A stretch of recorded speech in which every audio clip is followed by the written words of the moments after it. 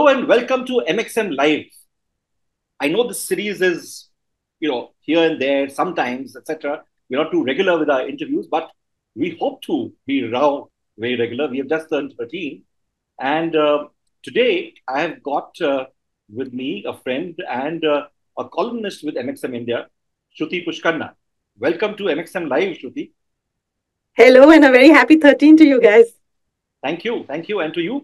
You were part of the Yes, founding yes. team, and sometime in 2019, I managed to motivate Shruti to write a column on disability because she had moved from journalism to an NGO which was uh, doing advocacy, doing a lot of great work for the visually impaired, and having been associated with Ladli, Population First, for a short while, and having written about it and having championed that, I felt that the media can play a very critical role, a pivotal role in in representing the case of persons with disabilities. I would see, you know, I would search on a bank whom I was dealing with, and in a city like Mumbai, they just had 12 branches with ramps, and those are the things that angered me. I also met George Abraham at that time, and I was delighted to meet him because here was somebody who was visually impaired, fully visually impaired, but he was not at all uh, talking, behaving, walking around as if he was visually impaired, and that kind of changed my image about it. And I had to, but of course, I must confess here that I had to convince over a few weeks, over a few months, Shruti to do this column, and I'm glad that she has now written 99 columns, and soon when that will happen, I'm not very sure, but soon in this month, it's going to be column number 100. But we are here with Shruti now for something else. Last week, we had the Paralympics in Paris, which just concluded, and India has fared exceedingly well. Okay, exceedingly well vis-a-vis what we fared earlier. We are still number 18, but we've got 29 medals. Right? And 29 medals in the Olympics is a huge number. And Shruti wrote a column on MxM, which you can see right now, and where she did make a case for the kind of coverage that the Paralympics got versus the coverage that the four-abled Olympics got, if I could call it that. Unfortunate, right? Or are you surprised, or you're not really surprised by the way the media, which we are both part of, has treated the India's performance at the Paralympics? I'm going to go 50-50 with that because I'm surprised that it is better than what it was. So definitely the kind of coverage that it has got today, this time in, especially dailies like Indian Express, Times of India, Hindustan Times, it did make it to the sports page. Unlike last time, it was much less. And, but yeah, not surprised that it didn't still hit the nail there, because it was a very surface level reporting on the subject. I mean, you could get the updates, you could get the tally, but you could get no stories that were associated with these champions. Unlike what you saw with the likes of Manu Bhaker or, Vinesh Phogat, nothing like that in the case of Paralympics. I must tell you that you're being very polite, right? You're being very polite to the media.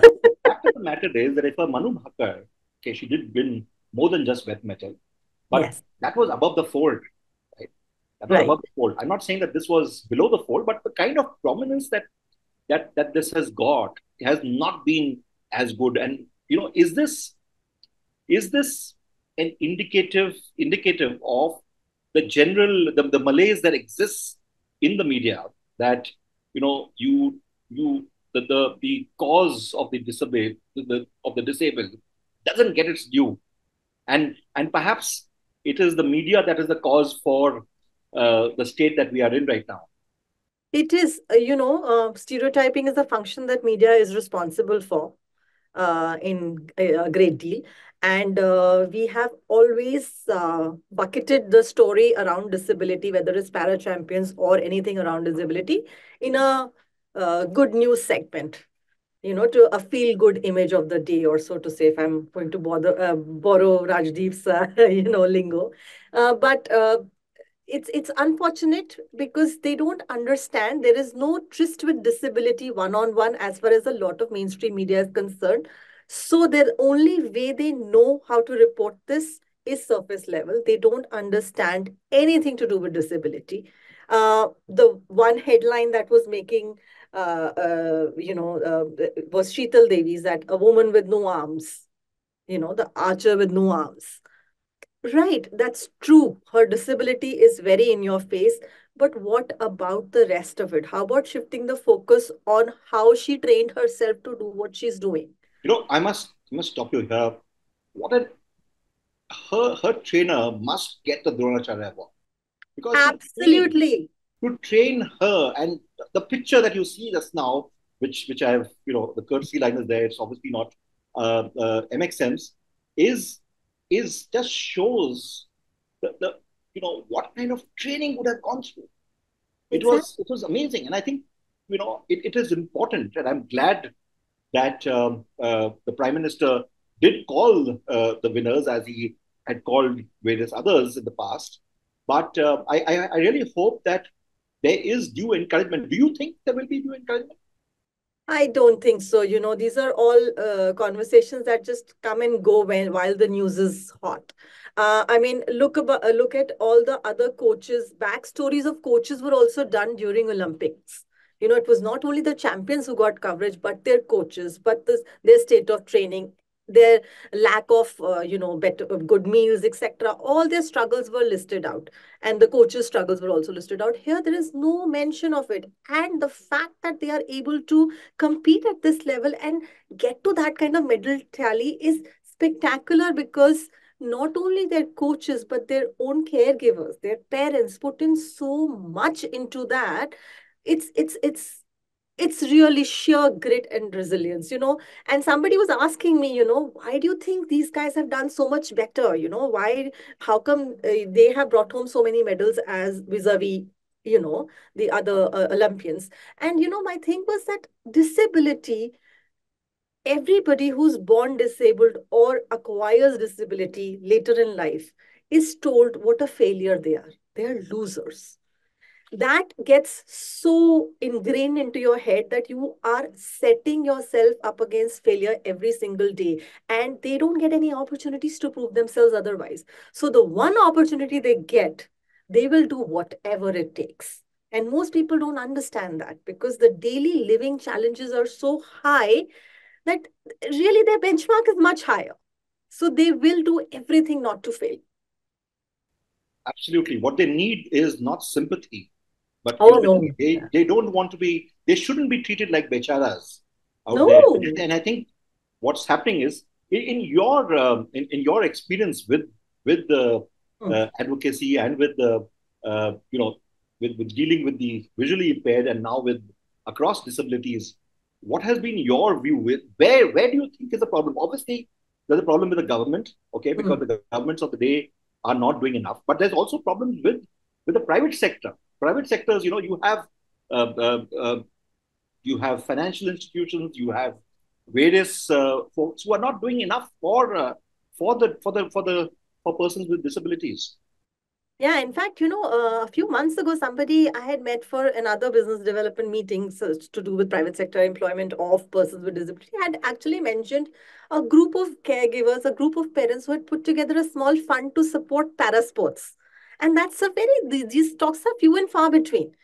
This is not happening on a government level. This is not happening on the private level, because, again, people, who are these people? Who's the government sector? Who's the media? Who's the private sector? It's people like us. We have no exposure to disability. And the more that we hear about it in the media, the more we know about the kind of technology that exists, the kind of devices, the kind of prosthetics that exist out there in the market, we will understand that, there is just a different way of doing and living with life. That's all.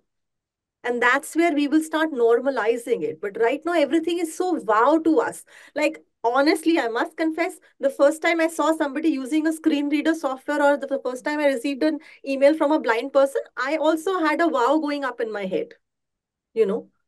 because I did not know how commonplace the screen reading technology was. Now it's like, every phone has it. Your phone has it. My phone has it. But because you and I have had our fair share of conversations with disabled people, we will know that. Most people still don't know that. And I'm, by the way, talking about people who are sitting up on high technology roles in good companies.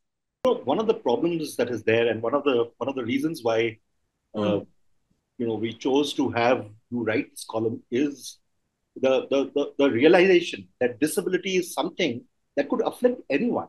Today Yeah. you may be able, you may be walking around, you may do whatever, but you could get glaucoma and turn blind. You could, well, have a fall somewhere. Our roads are so good, that you could have a fall somebody and you could turn permanently disabled.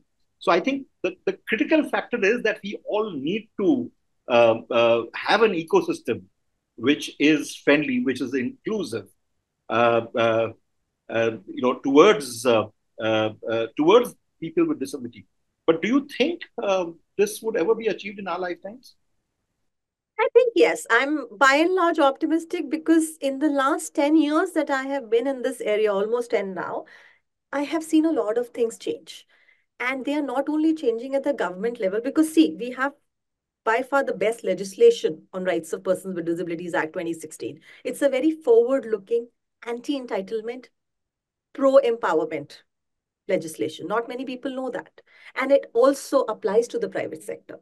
It's only in the last 2, 3 years that the private sector is beginning to realize how they are also supposed to be compliant to it. So things are changing.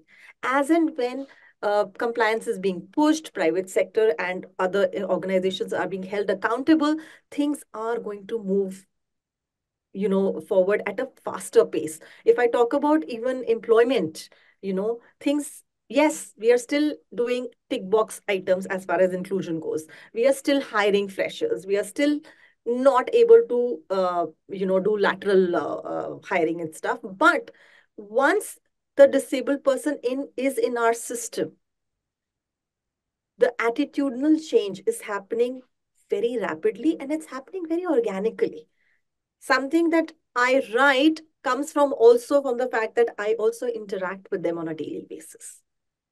One of the things that we are all fortunate here in this country is that we now have a judiciary, and especially in the Chief Justice D.Y. Chandrachud, who has been a champion of persons with disability, but he's going to retire very soon.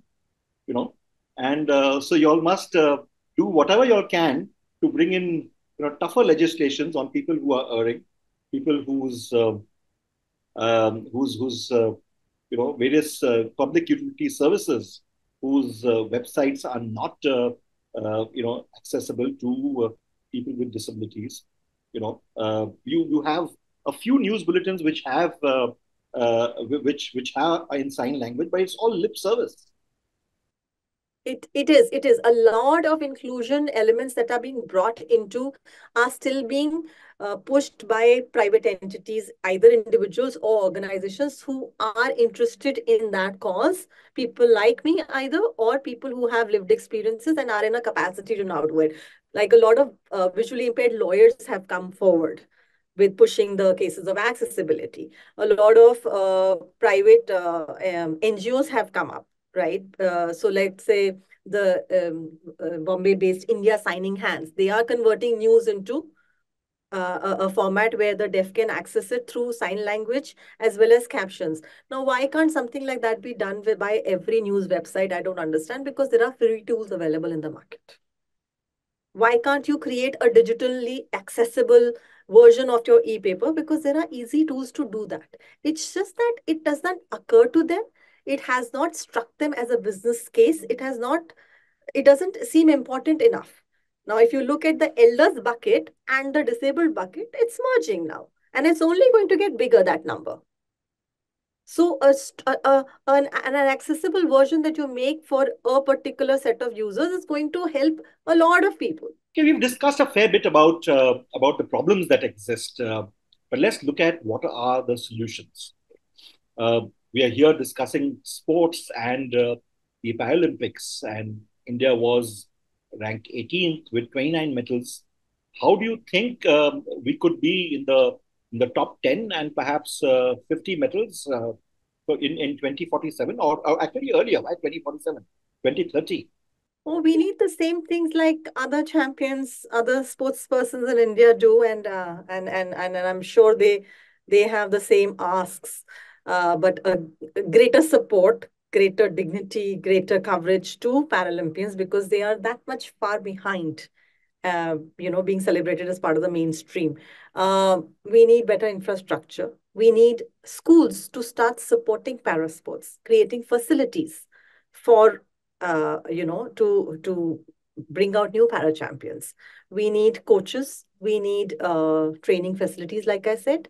And of course, you need a better budget allotted to it. But then, if you look at the overall budget that is allotted to disability empowerment, that is a meager amount because the problem here is that whether it's Paralympics or any other disability issue, it is not in the top 10 priority list of the government or of the country.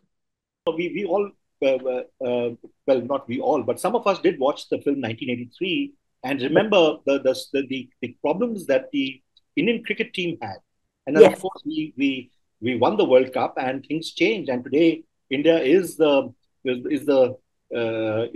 undisputed superpower in cricket.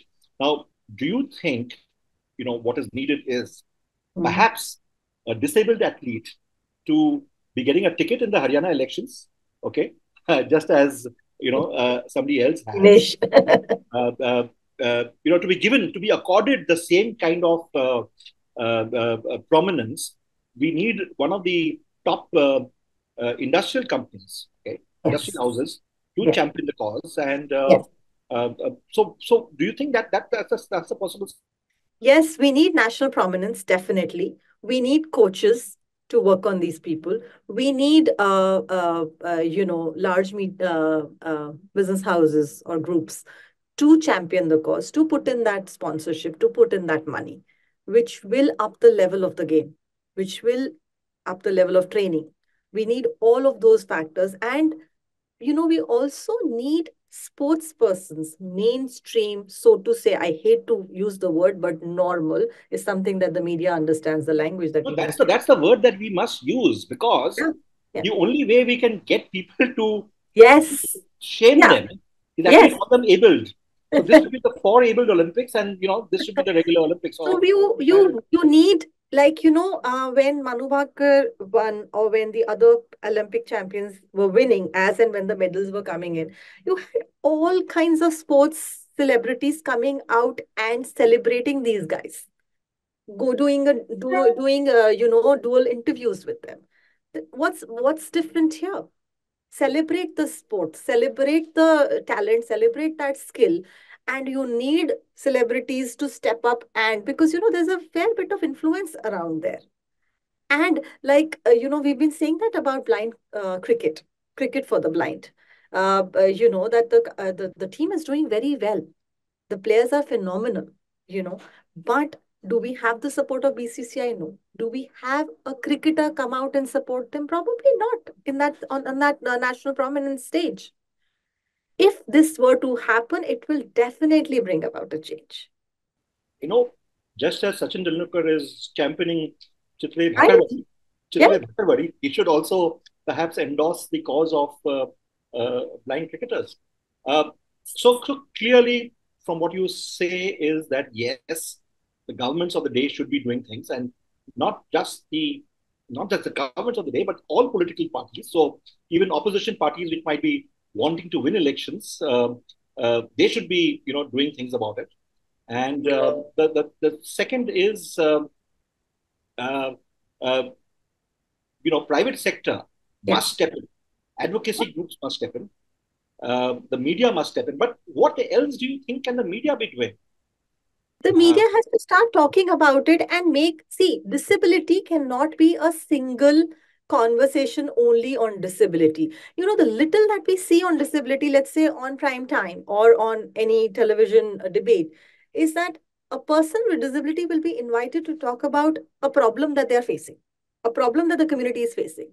You cannot have that. The only way to normalize is that a person with disability is an equal citizen of this country, faces the same problems, is impacted by inflation, is a lover of sports, likes to go to places of entertainment, whatever, all the services are extended equally to persons with disabilities. So bring them up in and make them a part of conversations of national importance equally. Only then will we get past this.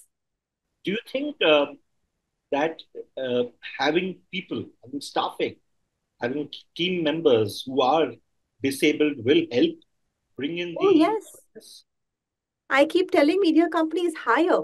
See, once you have somebody in your team work, you will have first-hand view of, a lot of people get very worried about language. Like we were saying, normal, able, disabled, differently abled. All of these words are going around, right?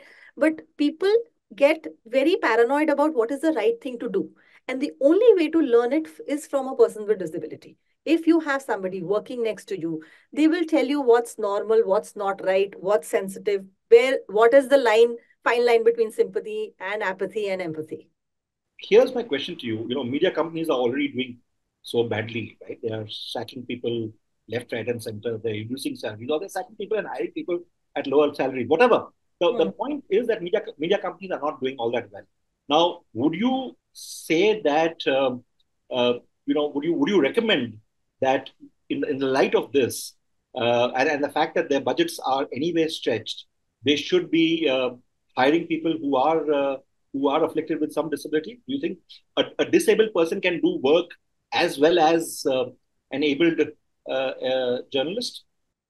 Yeah, the only barrier is the accessibility, whether it's infrastructural, physical, or digital infrastructure.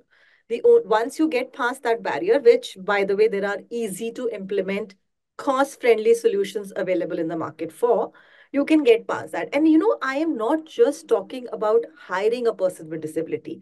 When media companies can, a lot of media companies, these all big companies have HR. They all have a learning and development division. They have a mandate of doing certain training, certain sessions. Why not include disability awareness as part of the program? There are enough online and offline sensitization programs that are available. See, once you start getting a little hang of it, once you start getting familiar with it will not seem like a big demon to you. And the idea is to people are spending budgets, etc., in gender issues, in LGBTQ, because those are again made favorable and fashionable by the media. Disability has not reached the same level yet. I'm hoping just the way the women thing happened, then the LGBTQ thing happened, this will happen next. But why wait it out? And today, all of these groups are actually talking about cross-cutting inclusion. You know, you've had some experience with training in a large newspaper group. I do know that there exists an organization in Mumbai which does this Mhm. sensitizing in corporations. Is that is that something that you would recommend that people do? You know, it is perhaps be made mandatory by the ROC, registrar of companies or whatever, for any organization to, just as there's a quota, just as there's a certain spend that is Yeah. important for. Incidentally, the private sector has to be compliant. They have to hire beyond 20 people in the company. If the company has 20 people, they have to have a equal opportunity policy, which means that any job that you advertise is also applicable to person with disability, can also equally apply. Now, the RPWD doesn't only insist on reserving that spot or offering that or saying, okay, if a private entity hires, then we will also step in and support you as the government and contribute towards the EPF. All those things are fine. One of the largest thing that the RPWD propagates is awareness. If you are not aware, how the hell are you going to comply? So awareness modules should be made mandatory by all companies. And there are, in 1 hour, you can actually do a crash course on disability sensitization. That's all it takes. If you can mandate that 1 hour on a regular interval in the company, there is so much that can be, just normalized. And also, what's surprising is that a lot of these media companies, just like any other company, will have people who are coming daily to work and also probably doubling up as caregivers. But they never mention that in the office. From your experience with the media company that you did this training in, Hmm. were there journalists as well who were there as part of the team? Yes, yes, yes. Some And editorial. do Yeah. you think that they would have benefited in their outlook uh, towards their profession? Oh, yes, absolutely. Because there were several moments in the training where people had very, very, they came from a very curious point of view. Curiosity, yes. Well, there's no harm Curiosity is a in asking start, and then see, the thing is that this information is not aggregated somewhere and kept. Even to be looking out for such solutions, you would have had to have some knowledge of it. right. So ChatGPT still can't give you that information. Chat GPT cannot give you. Perhaps Chat GPT would, and at least Oh, uh, yes. Yes. some good things will come out. Tell me now that you've done 99 columns. Okay, what next? What's going to be your theme for column number 100, and what are you going to be doing after that? I'm actually still thinking. I'm thinking, oh my God, what can I say in the 100th column, which is going to be different? And at one point of time, I feel like, I should vent out all my anger saying, I've written 100 columns. Has anybody been listening? What is the change I've been able to impact? What difference has it made? I would like to somewhere believe it has made some difference. Definitely more conversations have happened. You and I have had so many conversations around it. Have And there, then have we there been go some back to angry our own. responses? Have there been some angry responses? People have read the column and said, "What the hell? How can you be taking on the government? How can you be doing whatever?" Oh, yes, yes. People don't, people have some people have branded me as somebody who is always saying negative things about the government or in the media. But I must really tell you that if somebody is reading it through and through the column, I always have something positive to add because I think that fair it's only fair for me to bring out the problems and the solutions, and the column was never about bringing out the problems. Yes, it was, certain bits are very harsh because people need to be shaken up from their idea of normalcy to see another point of view, but I have, in all these columns, consciously tried to provide as many easy solutions also possible, what one can even do at an individual level. Like if you're posting a photo, now you know that an image description should be added for the benefit of a person who's not sighted. including on Twitter. Yeah, absolutely. Uh, Absolutely. Shruti, I think it's been an amazing journey of these 100 columns, 4 years that we've done this thing. Uh, it is good that we've had some success. I would say tremendous success in the Paralympics, and this has given an opportunity to discuss this. There are more than just yourself who's talking about it in the media, in the social Twitter media. is the buzz with it. I'm surprised at the kind of reactions regular people are putting on Twitter. So People are it's actually following it.